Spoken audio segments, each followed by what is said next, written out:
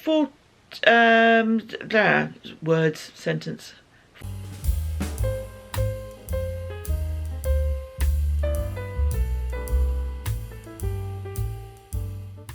Hello lovelies, and welcome to the January 2024 episode of the Not Quite Enough Yarn podcast. My name's Leslie. This is a podcast about knitting, spinning, crochet, yarn stuff, bit of plastic canvas this month, that's exciting. Recorded in the south coast of the UK. I think I've got lights reflecting on my glasses. I'm sorry, I'll try and... I'm not going to take them off because then I won't see a thing. Hope everyone's well. Thank you for being here. Whether you're here for the first time or the umpteenth time, thank you for being here. Much appreciate your company. Please do feel free to comment below.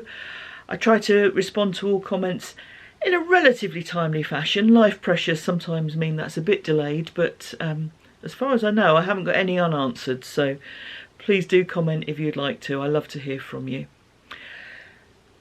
It's called the Not Quite Enough Yarn podcast because although I have lots, I rarely have enough of the same yarn or the same colour to make a complete garment. I buy things because they're like, ooh, pretty. And next month I'm going to Unravel. That's a yarn festival for those who don't know. Very excited. Sorry, drifting off on a tangent already. So yes, I put in stripes, blocks, all sorts of ways of adding colours and combining yarns. So this has a very obvious block. Oh, and a bit of alpaca fluff on it. There we go. This, by the way, is the Chroma by Jacqueline Cislak. Whatever I'm wearing during the month, I will list the details in the notes below so you can see what the pattern is and what yarn I used. I modified this slightly, and that's going to take me straight on to modifications. I used a different yarn, that's just yarn substitution. I put stripes in on the collar rather than it being plain. It's just yarn substitution, nothing that would change the shape of the garment or the gauge. I used 3 colours instead of 2 or 4, which the pattern says. Again, yarn substitution, but I did make it longer. Ta-da! So that constitutes a modification. So why am I being so specific about this? Well, that's because the Modification MAL has started. So that's a make-along that's running from the 1st of January this year to the end of September. Well, let's say the 1st of January. I modified the rules last month so that any pattern started on or after the 24th of December 23 would be eligible. Because I know some people had their kind of New Year's and their Christmas Eve and their Twixtmas cast-ons, and it's nice that they're included. But it's to modify, the idea of the MAL is to make modifications to a pattern. So that's something that changes the silhouette, so it can be changing the length, it could be putting a different shape neckline in, sleeve length or sleeve shape. It can be putting in a different stitch pattern, so that what you're creating would have a different gauge to the original pattern. So you've had to think about how you then make it fit. It can be adding waist shaping or changing the shape to give an A-line for a different drape, for example. It can be turning a knitting pattern into a crochet pattern or vice versa. It can be designing your own pattern from scratch, because that is the ultimate modification. You kind of get where I'm going, I hope. All types of projects are included, so it doesn't matter if it's a sock or a sweater. Anything that you've modified to change the silhouette or change the gauge is eligible to be part of the MAL.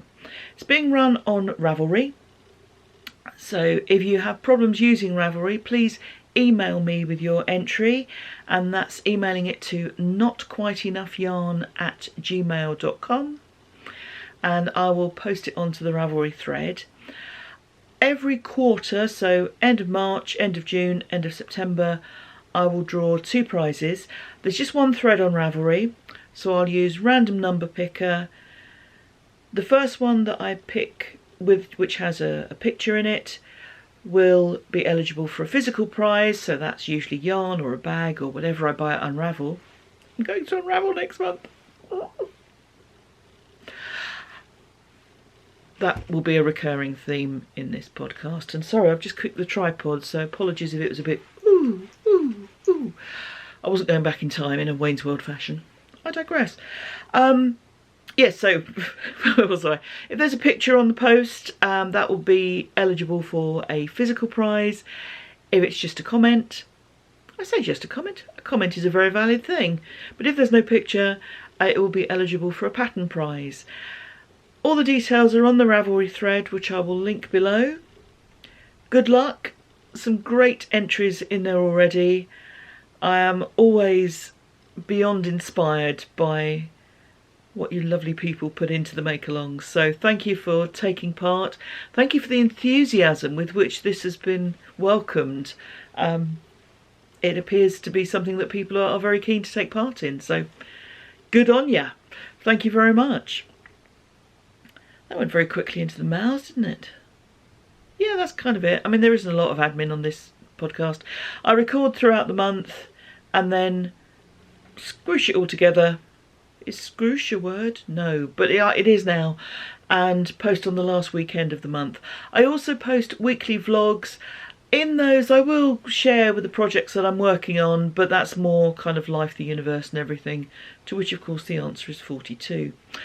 As we're on the subject of make-alongs, I have drawn the prizes for the December make-along. So that was just a month-long MAL in December, just to hopefully give people the chance to have a bit of time, hopefully every day, but of course that's not always realistic, just to craft, have a bit of time for themselves and the creative process that they enjoy during what is usually a very busy time of the year. That MAL closed at the end of December, but I have now drawn the prizes. So the pattern prize was post number 98, who is Ravelry user HKBAU from Melbourne, commenting on another's progress. So congratulations HKBAU. Please do get in contact either on Ravelry or email me, notquiteenightforyarn@gmail.com, and let me know what pattern you would like as your prize, and I will get that to you. Thank you for taking part. The physical prize is this fabulous yarn, which is from Ducky Darlings, and it's the Holiday Sprinkles colourway, which is great because it's a Christmas yarn, but it's not too Christmassy. So you could make socks with these and wear them any time of the year, I think, because they are fabulous colours. It's a generous bundle from Hayley, who is the dyer behind Ducky Darlings, because it's 140 grams. So you've got your 100 gram full skein and then two 20 gram minis.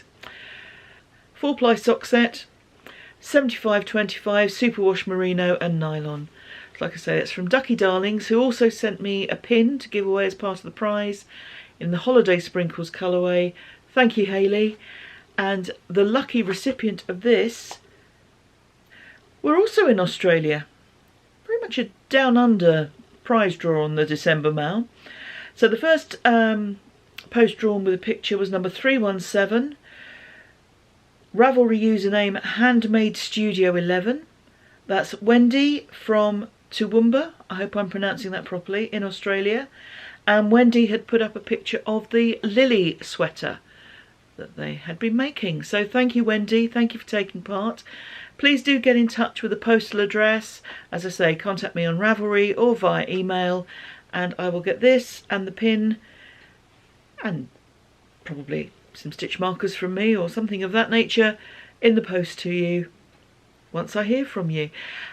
Both prize winners, so that's Wendy, who is Handmade Studio 11, and HKBAU. Sorry, I don't have your other name, unless that is your name and I'm being very insensitive, and I apologise. If you can get in contact, please, by the 25th of February, which I know is after next month's podcast goes up, but I normally like to do the 25th as a fairly reasonable timescale. If you can let me know, please, by then. If I haven't heard from you by the 25th, I will redraw the prizes. So congratulations, well done. Please do get in touch and I look forward to getting those prizes to you. So thank you very much. What have I been up to this month? January's been very cold. We've had a few storms blow through of the windy and rainy variety, but there's also been periods of very cold weather. And when I say very cold weather, I mean in a British sense, i.e. it's been just below freezing and we're all a bit chilly. Now I know that those of you lovelies in Canada are facing kind of -40 centigrade Celsius. See, I still say centigrade, but I heard someone correct someone else and say Celsius. That's to do with absolute zero, isn't it? And now I'm talking absolute nonsense. But anyway, -41 in the degrees C scale rather than the degrees F scale. So I know some of you have been facing extremely cold weather and I'm moaning about a bit of ice on the roads, but it has been chilly, which of course makes it great sweater weather. And chatting with people in the southern hemisphere, you've not exactly had the glorious summer that you sometimes have, so it's been almost sweater weather for some of you as well. I really should stop talking about the weather and start talking about crafting. Another thing I modify is my plan for the next few days, weeks, months, what have you. So last month I showed you my new table and I put all my whips and needle adjacent projects on it, and this was the collection of things I was going to make in the first few months of the year. So of course since then I've done different stuff altogether.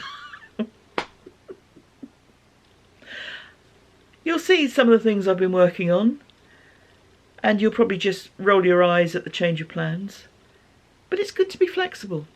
That doesn't mean to say I've put these whips back in the cupboard, of course not. Where would I find room? But I've been open to other ideas, and I was going to have this rota where I kind of do stuff, something different every day. That hasn't worked because I've been trying to work to deadlines, so again it's kind of life and craft combining and getting in the way.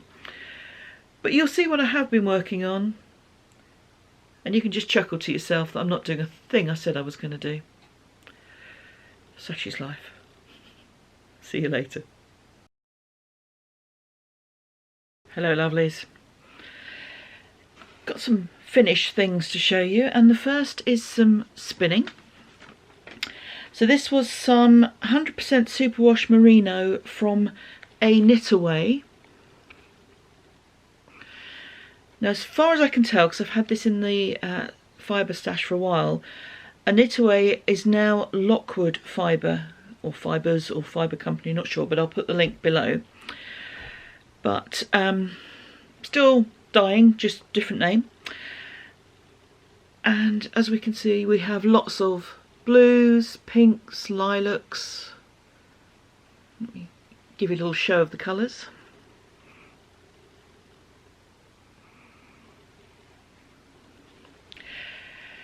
This was a 2-ply yarn. It's 100% merino, I think I said that already, apologies. I started to do a 3-ply. I was having trouble getting it to go fine. Quite often when I spin, I produce quite a fine ply, is the word I'm looking for. Not consistently fine, I mean that's what I'm still working on, but this just seemed to go thicker, so my attempt then was to keep it at a consistent thickness, which hasn't really worked, but I've still got some very pretty yarn. So I ended up producing, did I not write it on here? Oh, for goodness sake, Leslie. It's sort of double knitting weight thickness yarn. Yeah. I have to write that on the label. But no, it's I love the colours. It's got a nice soft feel to it, as you would hope with merino. And that is done. So where's my bit of paper gone? I'm going to move you slightly. Hold fire. Oh, wrong way. Scary, isn't it? Now I'm moving you slightly because I want to put a picture in here and keep it there while I talk about this finished object, my Advent sweater, which is the Recalibrate by Shayna Cohen, picture here.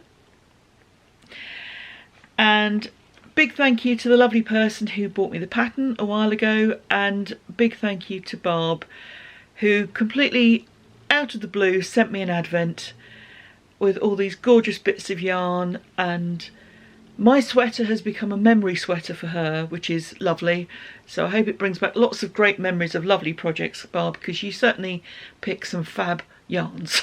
So I'm not going to list them all, but we have a real selection in here. So there are some commercial sock yarns, there are hand-dyed, there are some, this is 100% merino. Obviously we've got some fabulous rainbow and dark in here. We've got, this was a sock blank, just all sorts, different types of fibre, different types of twist, all 4-ply / fingering weight. And I am so grateful to you, Bob, because I had such fun planning this project, making this project, and now wearing this project. I mean, look at all these glorious, gorgeous colours. So thank you. So now I better tell you about this project. Like I say, it's the Recalibrate by Shayna Cohen, Shayna Lines Designs, and used about 2,000 metres.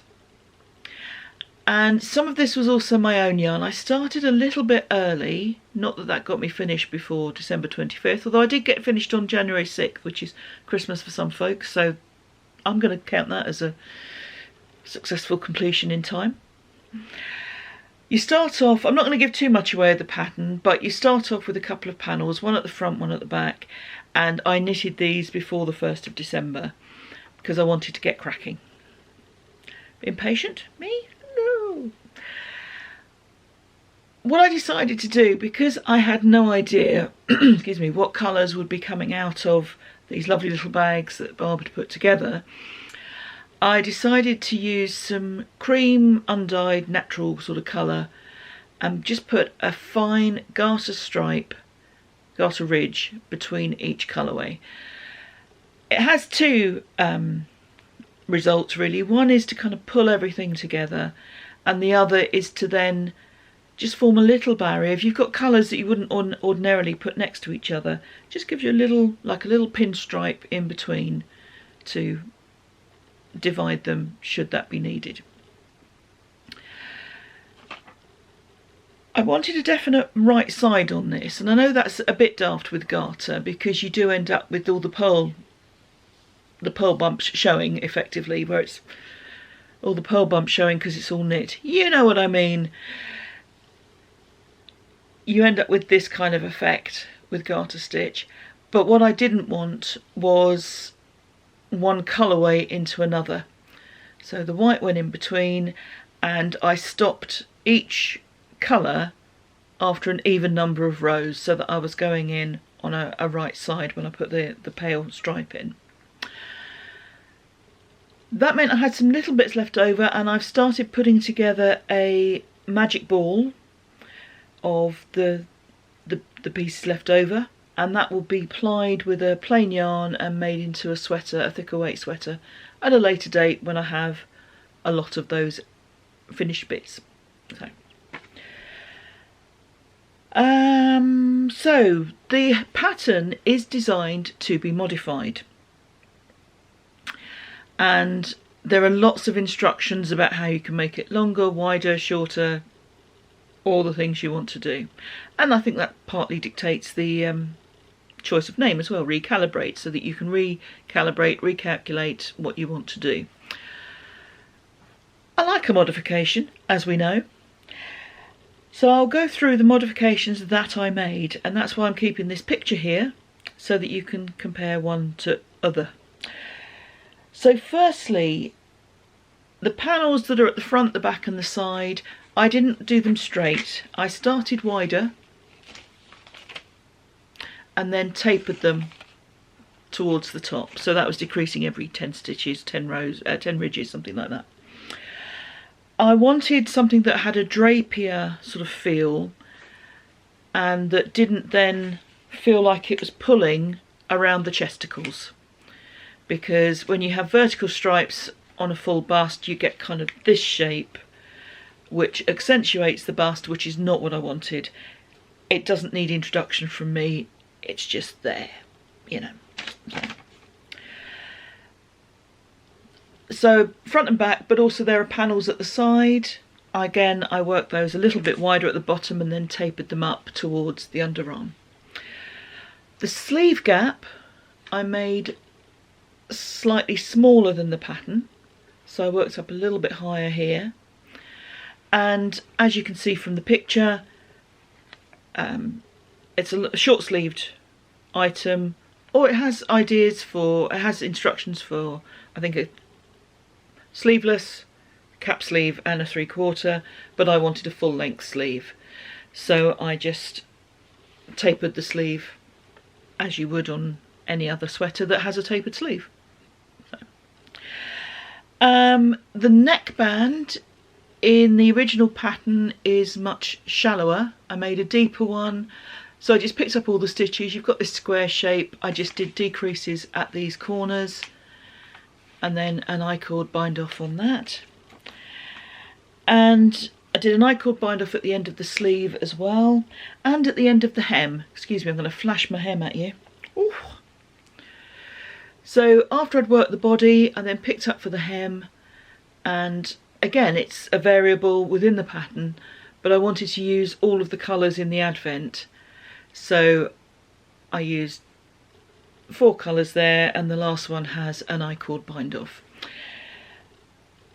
As a general rule, I just use the colours as I pick them out of the box. Barb hadn't numbered them, she'd put them all in a lovely box, and I just picked one and started knitting, and that was kind of the way I wanted to go. The only variation I did to that is, because we've got blocks of kind of this wide, when it came to the sleeves, obviously you're working shorter rows, so the blocks were longer. So I saved half the yarn, roughly half, and made both sleeves the same. Not exactly the same. We have fraternal, not identical twins here, and that was a deliberate choice. I didn't want them to be matchy-matchy, I just wanted them to be the same colours in the same order. So it gives cohesion without being too precise. I don't do precise. The only other thing I did at the end, because I was running behind, by the time I got to this stage I had opened all of the colours, and so I'd opened this white and black and this white and grey on 2 consecutive days, and when I knitted them in I wanted to put a colour between them, so I put this lovely red in. But apart from that, I just followed the yarns as they came out of the bag, and like I say, there's all sorts. There's bamboo fibres in amongst here, there's different types of wool. I'm just very grateful to have been able to try all these things, see all these different colours, and just have fun putting a sweater together. So thank you, Barb, you're an absolute star. Thank you to everyone who watched the Christmas vlogs and saw my progress as I got super excited opening them up every day. And here's my finished sweater. It feels very comfortable. I do enjoy the pattern. I will make another. I would probably make similar modifications, so the tapered panels and the long sleeves, because that's what suits me best. It came out longer than I was expecting, and you can see quite how long it's come. In hindsight, which as we know is a glorious thing, I could have started on the 1st of December with the first colour that came out of the box. I needn't have put my own colours in. I thought I wouldn't have enough yarn. We know how that works. So I thought I would need a couple of extras. I didn't. And I think because I was putting the cream in, obviously that's quite a bit of yarn in there between each stripe. So it is quite long. That is not a problem for me at all. Particularly this time of year when it's quite chilly, I like leggings and long sweaters, and that is a very comfortable way of dressing for me.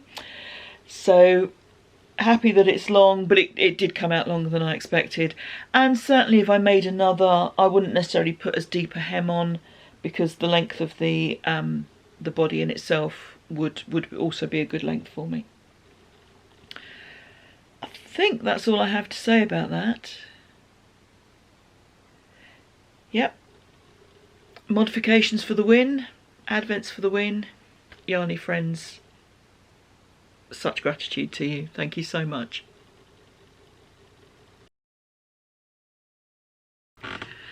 Hello lovelies.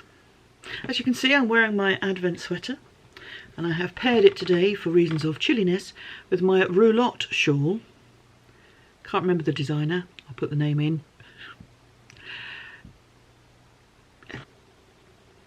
It has the same yarn in it that I used for the central panel of my advent. So there's some attempt at being coordinated. Let's not push it. It's the middle of January as I record this, and I am out tomorrow for a birthday meal for a friend. And I was thinking early in the week that I should get her a gift. Obviously, one likes to give gifts. And then it occurred to me I should probably make something. This was Tuesday. But I finished it. Yay! So I looked for a pattern. I wasn't looking to buy any patterns this year. I have lots, so I always look in my library first. And if I can't find the thing I'm looking for in my library, I look in the free patterns. And that is where I found this, which is the Sizzling Scalloped Shawlette. Had a big conversation with the guys from Knit Group this week about whether it's scallop or scallop. According to Google, it's scallop, so we're going to go with it. It's by Premier Yarns, and it's only listed as by the Premier Yarns design team, so I can't give you an individual designer's name. But it is a shawlette worked side to side, so fair length. I mean, its wingspan is my wingspan, and if that's your height, then that's 5'6", whatever I am.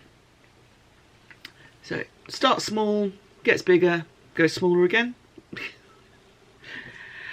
And apart from the fact that I didn't use the suggested yarn, which is a wool-free lace, which is acrylic PBT, which I think is a form of acrylic, not sure, and metallic, I didn't modify the pattern at all. I followed all of the instructions. I'm sorry.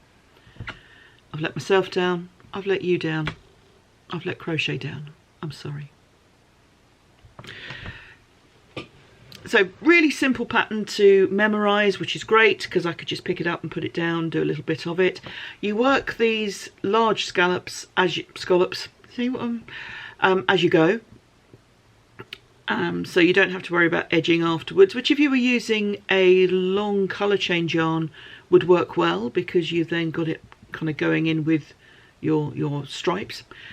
And then once you've made the whole body, you then work a couple of edging stitches here and a very small scallop on that edge as well.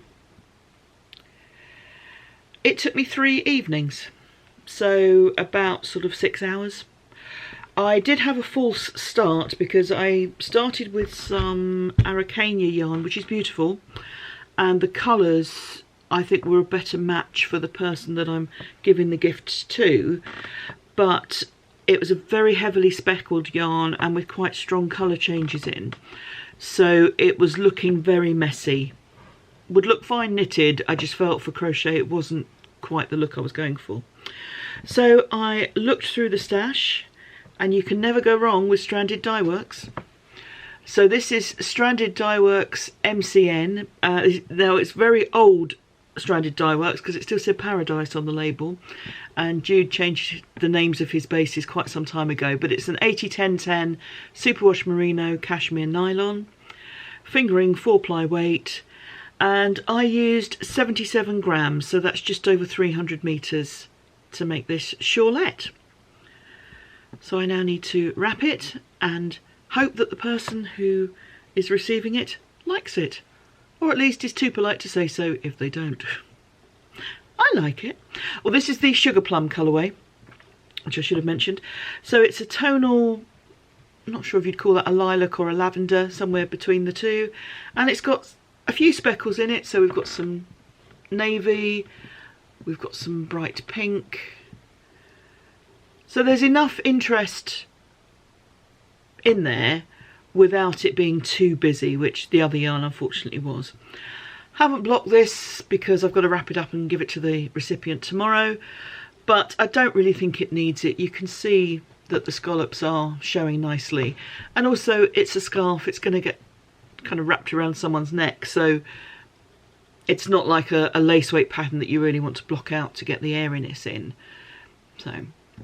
So that is that. I am very pleased with it, and I look forward to giving it to the person. And I'm so sorry I followed the pattern exactly. I can only apologise. Hello lovelies, I'm wearing my ranunculus and I have another FO to show you, and this is a pair of mittens, a duplicate, additional, I would say replacement, but no, the other ones are still in existence. Pair of mittens for my dad. This is a drops pattern, it's a free pattern, it's called the Grey Parade mittens, and it's one of those where you knit both mittens the same. It doesn't have slightly more stitches across the back of the hand to separate left from right, but when they're on, it doesn't really matter. The pattern is knit flat and sewn up, and that's why I chose this one, because when it's small circumference like this, I quite like to knit flat. I have no problem with sewing up. I may not do it the best in the world, but I have no problem with doing it, so that's that. The original pattern is for garter stitch because it's knit flat and it's just knit, knit, knit. I've gone for stocking stitch. I made the ribbing, I think, possibly slightly longer. I certainly altered the shaping at the top slightly just to make them a better fit for the intended wearer. And the other thing I've done, because this is an acrylic yarn and it is a cone of Bramwell 4-ply, doesn't give a colour number unless it's 1034, but it's 4-ply or fingering weight, 100% acrylic, and it is quite a squeaky crunchy acrylic. It's not the best one, but it's what the recipient of the mittens wants.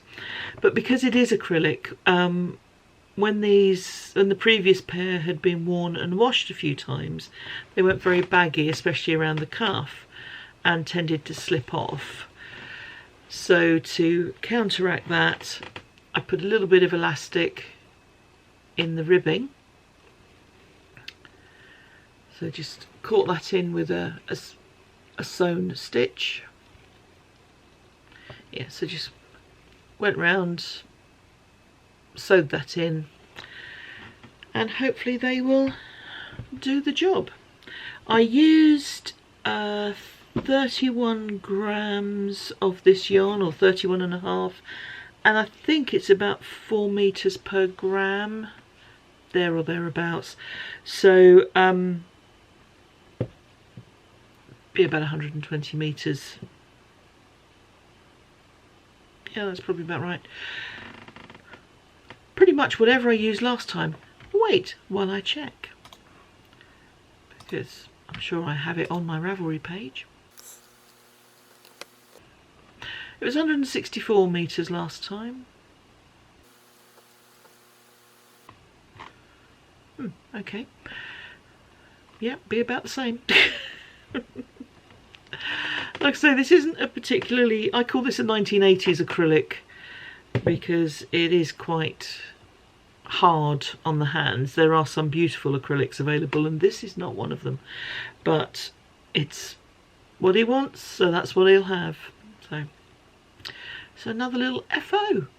Cheers. Hello lovelies, we're nearly there, final stretch. First I have some more spinning to show you. When I do a 3-ply yarn, for example, I split the fibre into 3, spin each ply and then ply them together. And it is extremely rare, no matter how carefully I've weighed the yarn or how consistently I think I've spun it, it is still very rare for me to have no leftovers, because the plies will come out at slightly different lengths. And when you hold 2 balls of yarn together, there's sometimes a bit left over. You know, that's the same sort of principle. I have put all those leftovers, those ends, onto a bobbin. So sort of spun them together and onto this bobbin. And it occurred to me I really should do something with them, otherwise I'm going to have a massive bobbin full of these ends, and when I try to ply it with something else, it's not going to fit onto a bobbin. Or I could try and chain ply them, but that hasn't worked well for me in the past, and I'm taking a little rest from that. Okay. So what I did is I got some alpaca fibre that I've had for a few years, probably about 4 or 5 years ago. My aunt and I went to an alpaca farm, and she very kindly bought me a fleece as a birthday gift. Spun a lot of it at the time, made a poncho, but I had some left over, and so I spun 2 alpaca singles and plied them with these bits and pieces. It has created a lovely soft yarn, which you would hope from alpaca, and I've actually done quite well. It's come out at 12 wraps per inch, 158 metres all but, about 84 grams. So it's close to a kind of DK weight, depending on whose gauge you use for saying what's what. I say this because Ravelry is different to my wraps per inch gauge, so it's that thick. There you go. But we've got some good colours in here, and the alpaca gave a nice kind of tonal shade to put with it to give this lovely barber pole effect. So that's that. And I promised you some plastic canvas work, which I'd not used before. And I'm probably, well, I know I'm not using it to its full extent, because I have a book, which must be downstairs, of plastic canvas stitches. So you can make, have I got plastic canvas? No, everything's downstairs. But hopefully you know the stuff I mean. Even squares made of a firm plastic, so a bit like a cross-stitch canvas, but a firm plastic. And what I've used it for is to make cases for the battery holders of the lights that go on my drum. If you're new here, that will seem like a very random thing to say, but up in this corner here, there, we have my drum. I belong to a local drumming band. We are a rabble. With pride, we are a rabble. We're not kind of smart drums. We are, a lot of people are in like tatters and rags. A lot of steampunk influence on the costume. We get a lot of our stuff at Halloween. A lot of skulls, crossbones, that kind of influence. We have red and black. We don't have a costume or a uniform, but our colours are red and black, so that's what we work towards. And we do a lot of nighttime events, and when we do those, we light up. Well, we've got one guy who lights up everything. He's got light up glasses, he's got light up teeth. They're like a boxer's gum shield that light up. Yeah, he takes 15 minutes longer than the rest of us because he has to turn all his battery packs on for all his lights on his drums and so forth. But I have a few battery packs for my drum, and I used to have a little bag which hung on my drum to hold the battery packs, because the problem is you don't want to hold them by the wire because that's just going to put too much strain on. But compared to the lamps, they are much heavier, so you need something that will secure them, that won't bang around too much and that won't pull on that wire. So what I thought I would do is get some plastic canvas that I was given a while ago and make some boxes. And I have 2. So we have 2 sets of lights here. And here's the first one that I made. So a box without a top, because the battery pack will just sit in it. And what I did is just did 2 rectangular panels for the front and back, a strip that goes around 3 of the sides, and when I did the side strip I left some gaps.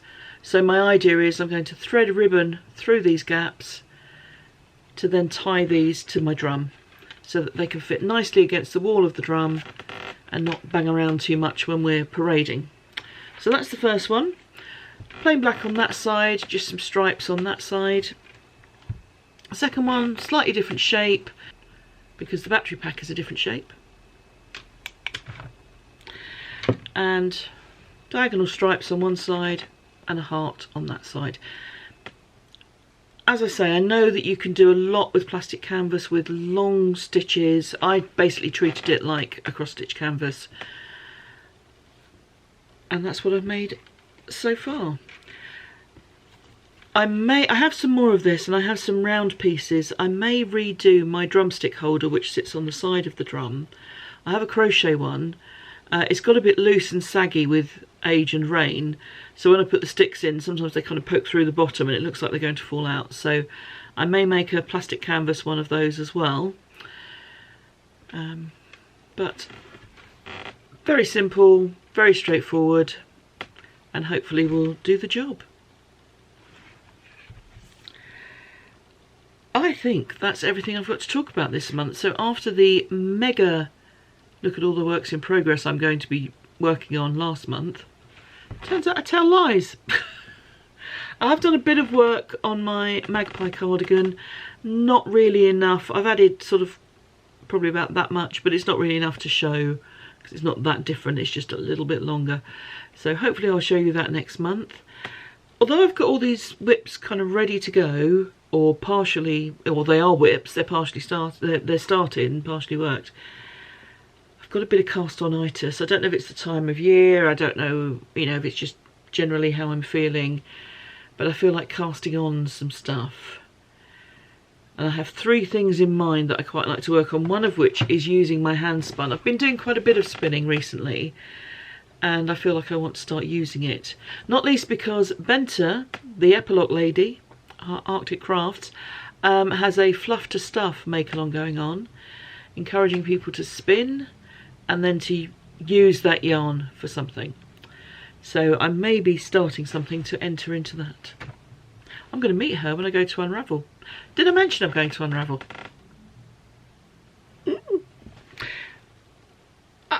Back to the stuff.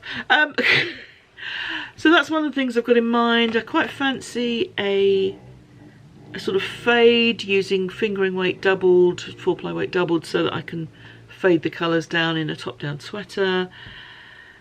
Plus all the stuff that I talked about last month with my whips and my needle and hook adjacent projects. So lots to choose from. Just got to make my mind up really, haven't I? It might happen, who knows. Anyway, my lovelies, that is the end of January. Next month, yeah, stuff going on. I'm going to go to Unravel, yeah, and meet Benta, which I'm really looking forward to. My battery's running out, and that's the universe's way to tell me to shut up. So I'm going to wish you all very well. Thank you for being here. Take good care of yourselves. Happy crafting. I hope you get the time to do the things you enjoy. And I'll see you Friday for the next vlog, or last weekend in February, just before I go to Unravel, for the next podcast. Take care, everyone. Thanks for being here. Bye-bye.